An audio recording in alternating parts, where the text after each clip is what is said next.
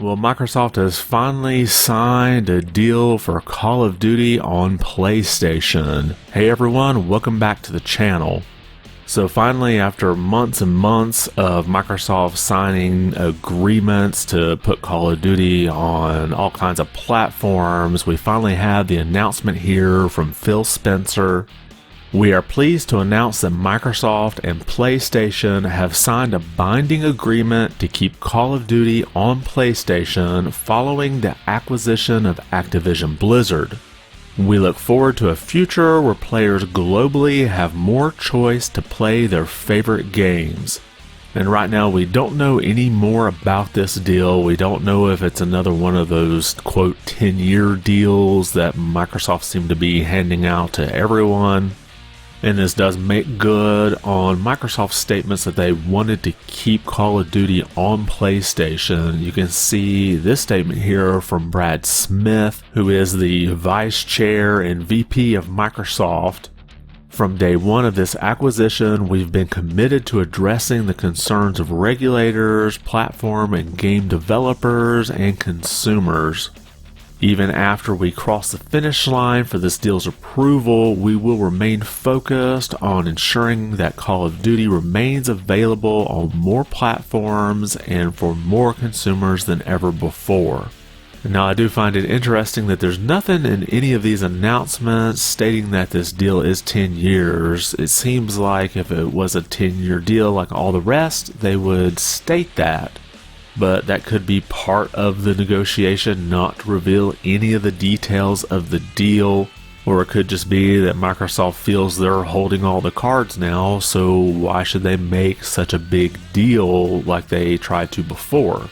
But now with that permanent injunction expired, it looks like Microsoft will close this deal. I bet we'll probably hear something about it on Monday. There's already been reports that Activision Blizzard was being delisted from the NASDAQ 100 index. Doesn't mean that the whole stock's being delisted. It's just one of the indexes they kind of measure the health of the stock market with. And I'm sure all the paperwork to complete the deal is already drawn up and ready to go. And since this is supposed to be completed by July 18th, or they have to kind of go back to the drawing board, renegotiate, and Microsoft has to pay Activision Blizzard $3 billion.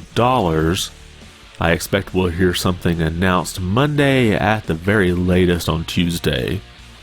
And I kind of just wanted to throw this in here. I saw this graph over the weekend. It was made by a Reddit user, Eclipsium, I think is how you pronounce it. And you can see here in this graph just how big this acquisition is. Now this is basically a graph of the number of developers at each studio.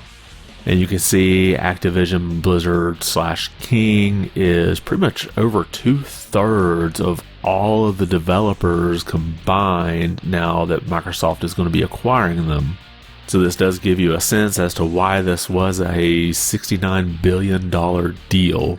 But let me know your thoughts in the comments. Do you think Microsoft offered Sony the same 10-year deal that they did before? Or do you think that Microsoft may have felt like they were holding all the cards and may have offered a bit less?